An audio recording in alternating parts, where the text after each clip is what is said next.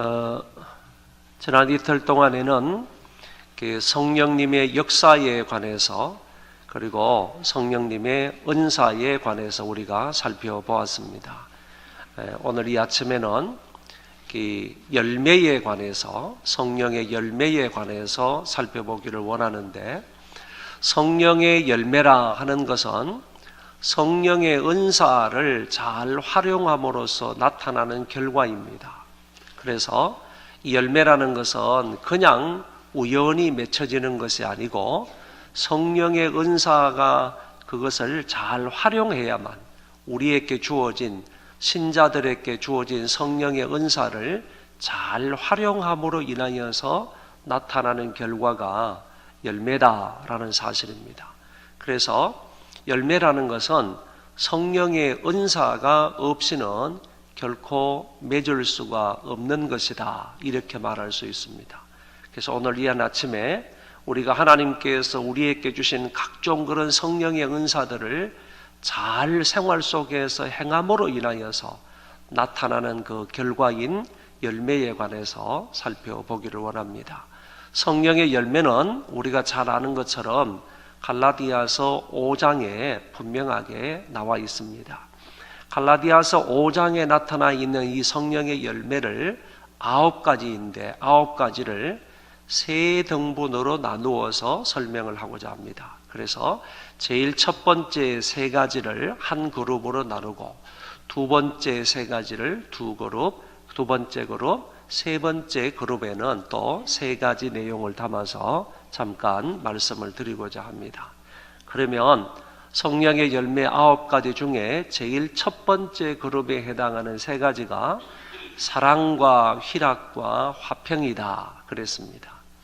이 사랑이라는 것은 무엇인가 하면은 우리가 몇 주 전에 하나님 말씀을 들었던 것처럼 사랑은 하나이다, 하나인데 방향만 두 곳일 뿐이다 라는 말씀을 들었습니다.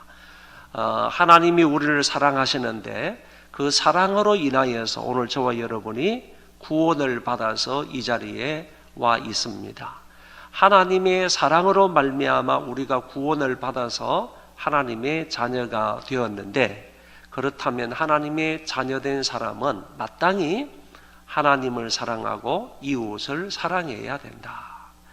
예수님께서도 모든 계명을 둘로 요약하시기를, 첫째는 이와 같으니 하나님을 몸과 마음과 뜻과 정성을 다하여 사랑하라. 둘째는 이와 같으니 내 이웃을 내 몸과 같이 사랑하라. 이런 말씀을 분명하게 해 주셨습니다. 그 말씀에 근거하여 볼 때 오늘 우리는 하나님도 사랑하고 이웃도 사랑해야 되는데, 하나님을 사랑한다 라고 말하고 이웃을 사랑하지 않는 것은 거짓말이다, 이렇게 얘기를 했습니다. 그런 거로 하나님을 사랑하듯 이웃을 사랑하는 것이 기독교인들에게 마땅한 일이다 라고 말씀을 드렸습니다.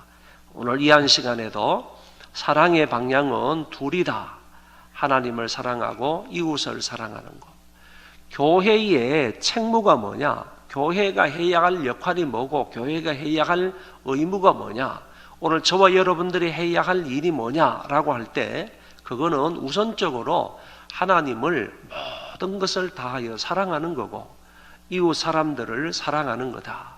특별히 안 믿는 사람들에게 복음을 전하는 게 그게 바로 이웃 사랑의 최고다, 이런 말씀까지 드린 적이 있습니다.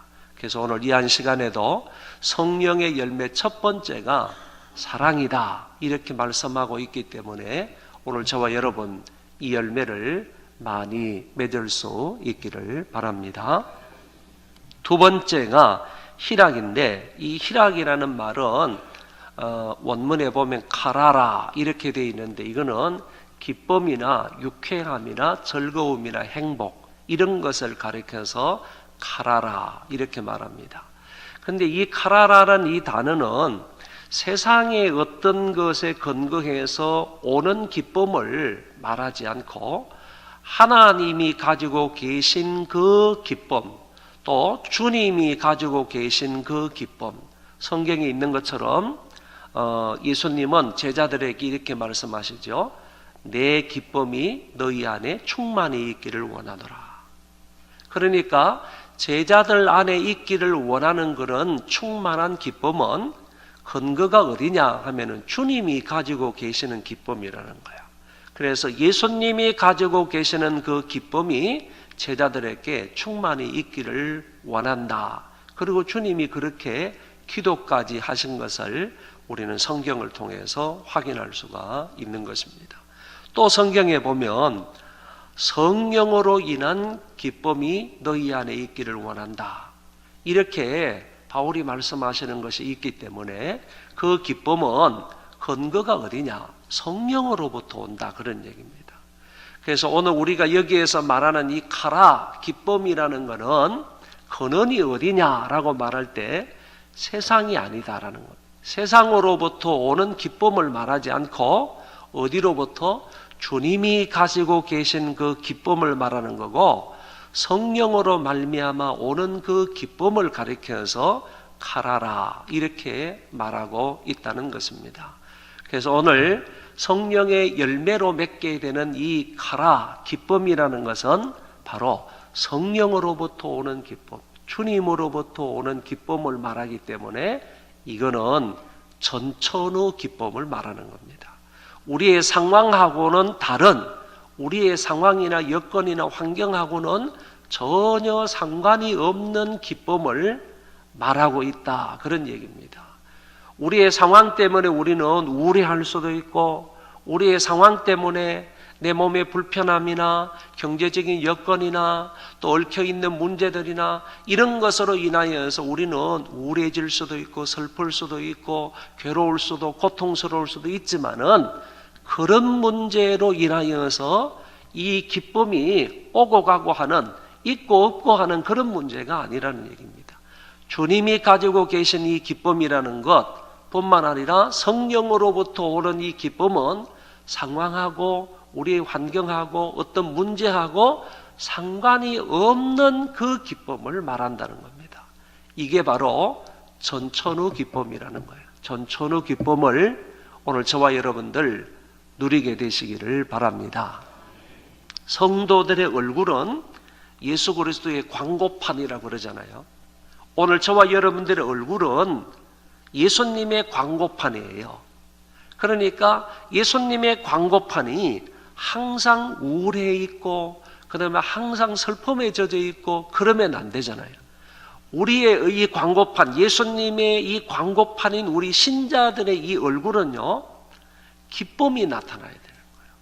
그래서 신자들의 얼굴을 보면, 야, 예수 믿는 사람은 저렇구나. 아, 예수님은 정말로 기쁨의 사람이시구나. 이런 것을 알 수 있도록 우리 신자들의 이 얼굴이 항상 기뻐야지 그 기쁨을 통하여서 예수님을 광고할 수 있는 것 아니냐. 그래서 저와 여러분들 얼굴은 주님이 주시는 그 기쁨으로, 그리고 성령으로 말미암아 오는 그 기쁨으로 충만하게 될 때 예수님을 광고할 수 있겠다. 이렇게 보는 것입니다. 그리고 세 번째는 화평인데, 이 화평도 근거가 하나님과의 조화로운 관계 속에서 오는 화평을 말하는 거예요. 성경은 말씀하고 있죠. 우리는 하나님과 옛날에는 다 원수지간이었는데 하나님의 은혜로 인하여서 그리스도께서 화목제물이 되심으로 인하여서 오늘 모든 사람들이 하나님과 화목할 수 있게 되었다. 이것을 근거로 해서 우리 마음의 평온함을 누리는 것을 화목이다. 이렇게 얘기를 하는 거예요. 여기 화평이다. 이렇게 말씀을 하고 있다. 그런 얘기입니다. 마음의 평온함을 누리는 거, 이거 대단히 큰 복입니다. 여러분, 물질을 통해서 누릴 수 있는 그런 평온함이 아닙니다. 그런 평강이 아닙니다. 이 하나님이 주시는 이 평강이라는 것, 열매로 주시는 이 평강은 대단한 은혜고 복인 줄 알고 저와 여러분들 이 화평을 누릴 수 있기를 바랍니다. 그래서 성령의 열매 제일 첫 번째 그룹이 사랑과 희락과 화평이다. 이 세 가지 열매를 말씀하고 있고요. 두 번째 그룹은 오래 참음과 자비와 양선이다 그랬습니다. 여러분, 오래 참음에 열매가 있기를 바랍니다. 여러분, 오래 참으면요 또 다른 열매를 맺을 수 있어요. 주님은요 그 십자가에서 고통을 정말 오래오래 참으셨습니다. 십자가 위에서뿐만 아니라 그 이전에 예수님이 겟세마네 동산에서 기도하시다가 로마 병정들 앞에서 붙들리시고 그리고 십자가에 달려 돌아가시기 이전까지의 그 숱한 그 고난과 수모와 멸시와 천대를 예수님께서 다 받으셨지 않습니까? 그 받으신 것은요 정말로 이루 말할 수 없는 그런 고난과 수모였어요. 그리고 예수님께서 십자가 위에서 장장 6시간이나 피와 물을 쏟으시면서 많은 사람들로부터 조롱과 멸시, 천대를 받으신 것 아닙니까? 실오라기 하나 걸치지 않은 그 모습으로 예수님께서 이런 수모를 당하셨는데 하나님의 아들 그리스도께서 그런 인간들로부터 수모와 멸시와 천대를 받으셨지만은 주님은 끝까지 아버지의 뜻을 이루시기 위해서 인내하심으로 마침내 구원을 이루신 거예요. 예수님이 그 가운데에서 인내하지 않으셨으면, 참지 않으셨으면요 어찌 우리의 구원이 이루어질 수가 있겠습니까? 예수님은 이렇게 인내하심으로 인해서 구원을 이루셨듯이 오늘 예수 믿는 저와 여러분들도 끝까지 견디는 자가 구원을 받으리라 이렇게 말씀하셨기 때문에 오늘 우리에게는 인내하는 것이 상당히 필요하다 하는 것을 말씀드릴 수가 있는 것입니다. 인내하는, 끝까지 참고 견디는 이런 열매 저와 여러분들에게 있기를 바랍니다. 제가 요새는 우리 어르신들을 위해서, 부모님 세대를 위해서 기도할 때 그런 기도를 조금 합니다. 이 어르신들이 끝까지 믿음을 잘 지킬 수 있는 인내하는 마음을 달라고. 이렇게 연세가 드시게 되고 그러면 몸도 불편해지고, 몸도 불편하더라도요 이렇게 뭐 조금 견딜 수 있는 그런 불편함이면 좀 괜찮은데, 너무 몸의 불편함으로 인해서 고통스러운 분들은 막 그런 생각을 하신다고요. 그냥 빨리 죽었으면 좋겠다. 뭐 신앙이고 뭐고 뭐 다 때려치우고 그냥 빨리 그냥 이 고통을 벗어났으면 좋겠다. 이런 생각을 가질 때가 있거든요. 그래서 제가 그런 기도를 하는 거예요. 우리 어르신들, 부모님들 아무리 힘들고 고통스럽고 어렵다 할지라도요 끝까지 인내하는 믿음을 달라고. 그게 참 중요하다고 생각이 됩니다. 인내하는 그런 마음, 그리고 오래 참는, 끝까지 견디는 이런 열매 우리 모두에게 있기를 바랍니다. 그리고 자비라는 열매가 나오는데 이것은 선이라는 말과 그 다음에 친절이라는 의미도 있다 그랬습니다. 그래서 자비라는 말이 나오면 선, 그 다음에 친절 이런 말로도 해석할 수 있기 때문에 이 자비를 베푼다, 자비의 열매 이런 얘기가 나오면 여러분은 선과 그리고 친절함 이런 말과도 같다라고 이해를 하시면 되겠습니다. 이 말은 자비의 열매를 맺는다라고 하는 것은 곧 선을 베푼다, 또 더 나아가서 친절하다 이렇게 생각을 하시면 되겠습니다. 제가 언젠가 말씀을 드렸죠. 우리 교단의 어른이신 한 그 목사님은 교회 표를 바꾸지 않습니다. 목회를 하신 지가 참 오래되셨는데 그분은 1년 내내 그리고 목회를 시작하면서부터 지금까지 그냥 교회의 표를 하나로 바꾸지 아니하고 딱 이렇게 정해놓고 지금도 그 표대로 신앙생활을 하시고 그 다음에 목회를 하시는데 그 표가 뭔 줄 아세요? 세계에서 제일 친절한 교회. 이게 그 교회의 표입니다. 제일 친절한 교회가 되겠다는 거죠. 제일 친절한. 그래서 그 교회 가면 정말 성도들이 다른 교회 못지않게 정말 친절합니다. 하나에서 10가지요. 정말 친절함을 두 눈으로 볼 수 있을 정도로 매우 친절한 교회가 그 교회입니다. 지금 강남에 있습니다. 여러분, 이 친절이라는 거, 선이라는 거, 이 자비라는 거 대단히 좋은 열매인 줄 알고 여러분의 삶 가운데에서 이런 자비의 열매를 맺을 수 있기를 바랍니다. 그 다음에 양선은 너그러움이다, 착한 양심이다 라는 말로도 해석할 수 있는데, 여러분 그 뒤에 가면 히틀러는 양선의 열매를 맺지 못했다 하는 예를 제가 써놨는데, 간단하게 말씀을 드리면, 여러분 독일의 히틀러라는 사람이 얼마나 유대인들을 많이 죽였는지 여러분 잘 아시지 않습니까?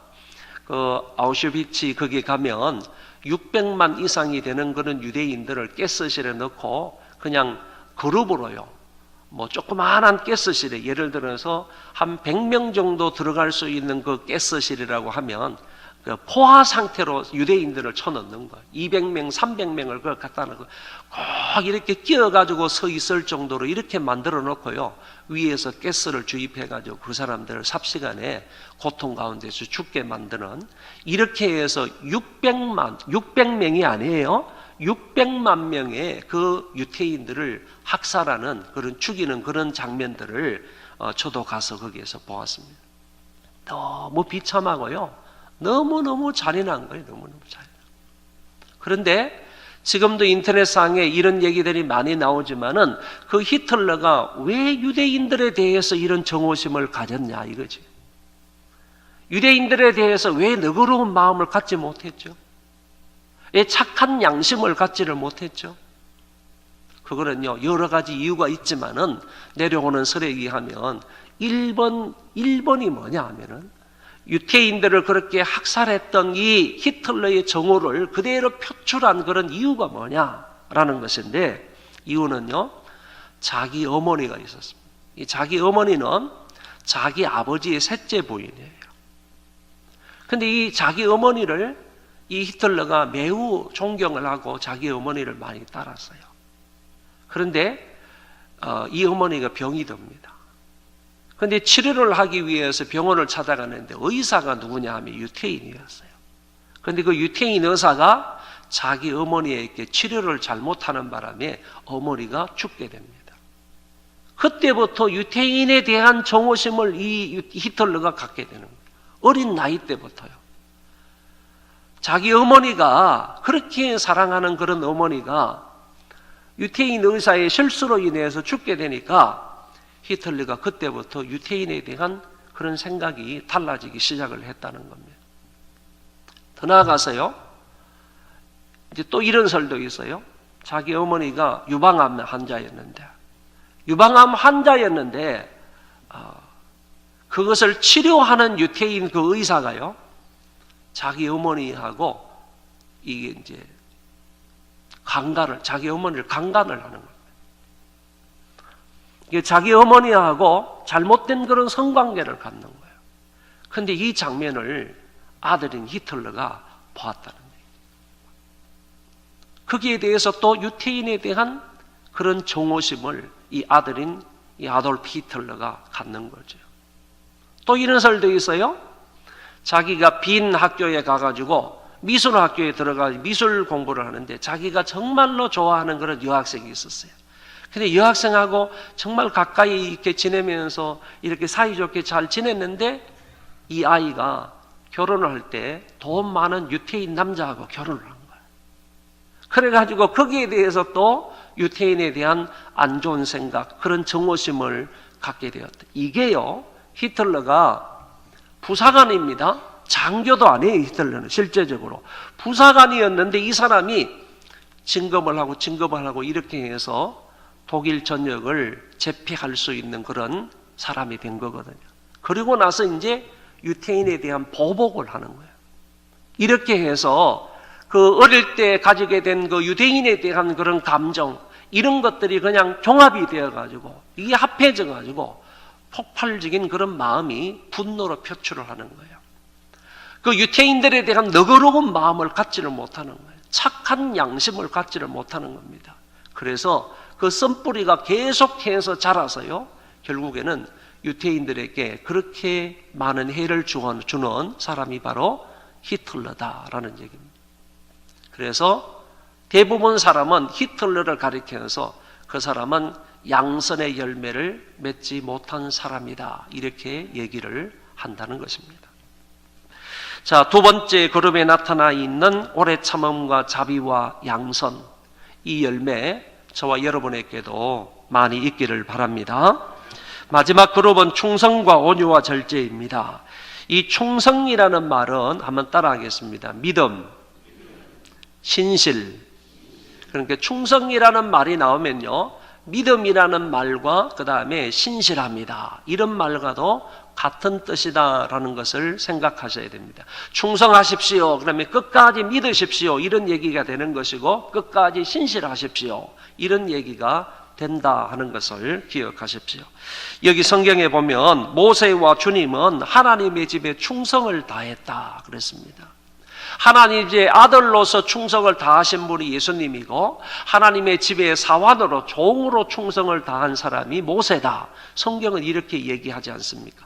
모세도 충성스러운 사람이었고, 그리고 예수 그리스도도 정말 충성스러운 그런 분이셨다 하는 것을 말씀합니다.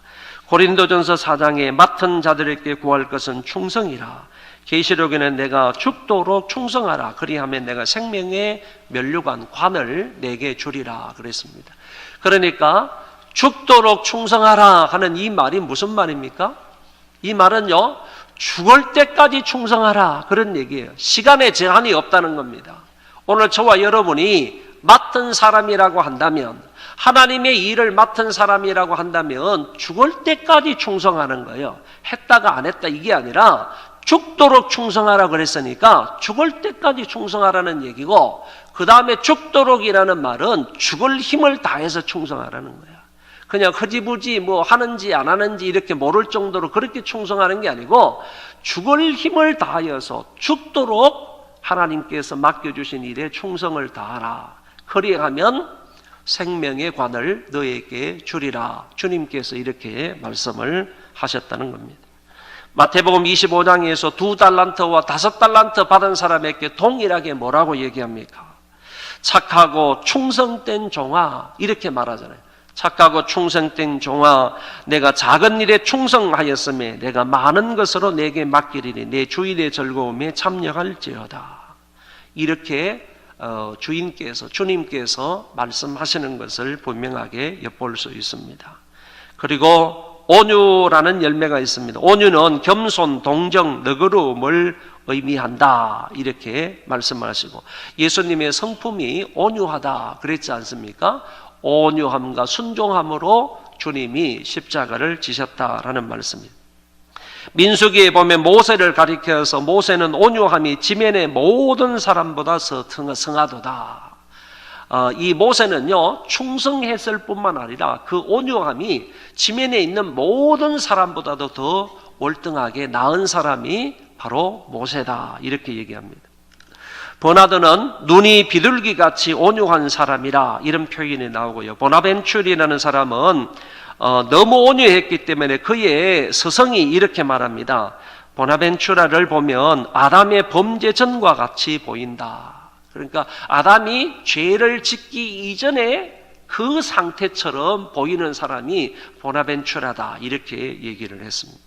주님의 온유함을 저와 여러분도 본받을 수 있기를 바랍니다. 그래서 그런 열매, 온유의 열매를 맺을 수 있기를 바랍니다. 마지막 절제인데요, 이거는 극기와 자제력을 말합니다. 이 어떤 것으로부터 극기하고 어떤 것으로부터 자제해야 된다라는 말인가 하면은 그 밑에 줄에 있습니다.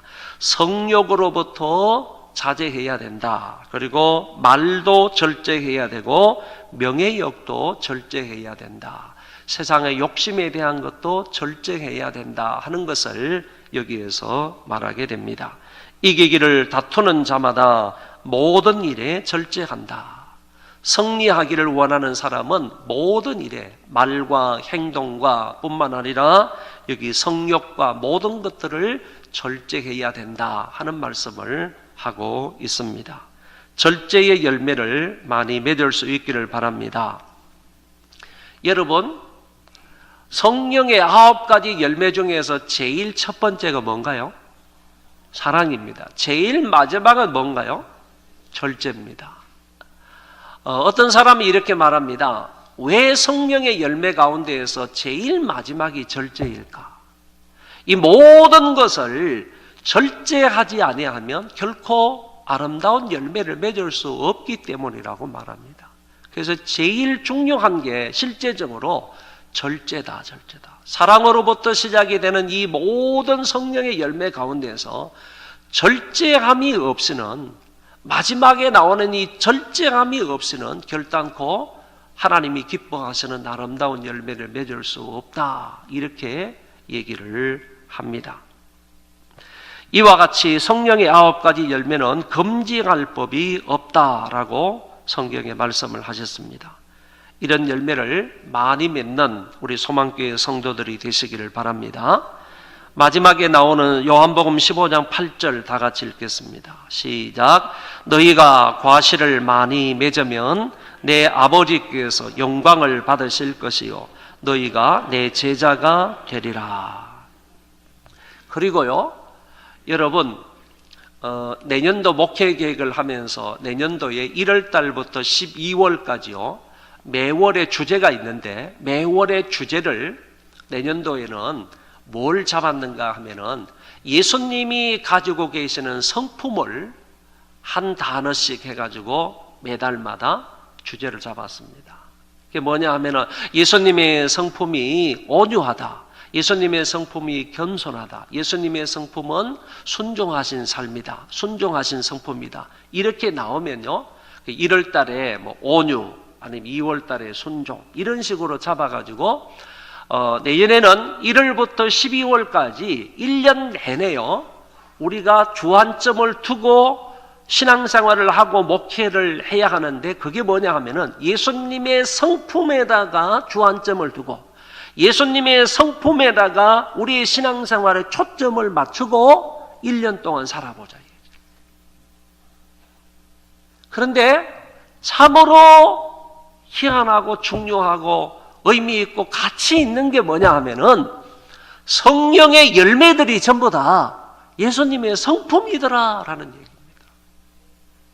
그렇게 성령의 열매를 맺는다는 말은요, 또 달리 말해서 예수님의 성품을 닮아가는 거다, 이렇게 얘기할 수 있습니다.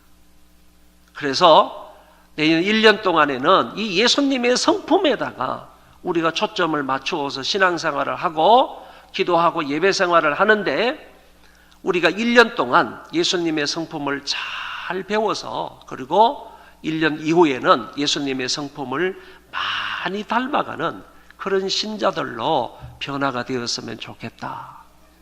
그런 마음으로 1년 동안 우리가 신앙생활을 하도록 하겠습니다. 그리고 오늘 여기 나와 있는 성령의 9가지 열매는 예수님의 성품을 의미하는 거다. 예수님의 성품을 말하는 거다.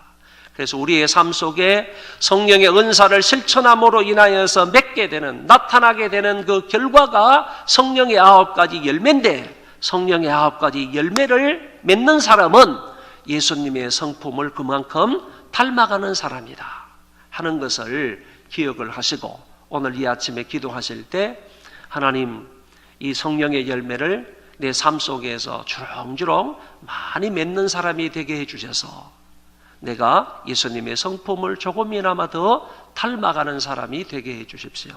이렇게 기도할 수 있기를 바랍니다. 마지막에 제가 이렇게 썼어요. 같이 한번 읽어보겠습니다. 11월 시작.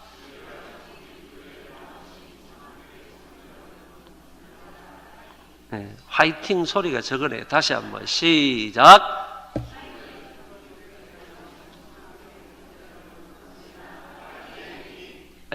우물우물 하지 말고 다시 한 번만 더 하겠습니다. 시작.